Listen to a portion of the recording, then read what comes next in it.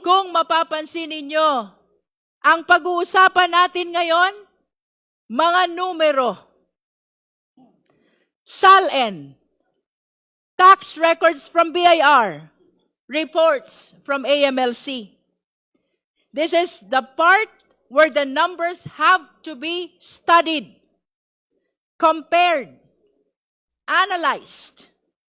And numbers, take note, unlike people, numbers do not have motives. Numbers do not lie. Again, numbers do not lie. At dito po, nagiging mas mabigat ang usapan. Because when we speak of numbers, we are no longer dealing with opinion, spin, or even narrative.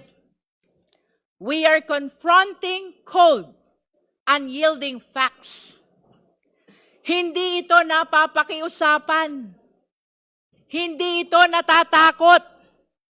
Hindi ito napipilit magsinungaling. A number either matches or it does not. At higit sa lahat, hindi po ito basta numero lamang. Pera ito ng taong bayan. Pera ito ng manggagawang Pilipino na araw-araw kumakayod, ng pamilyang nagtitipid para makabayad ng buwis, ng bawat Pilipinong umaasa na ang kanilang ambag ay napupunta sa tama. A peso is either accounted for or it is missing.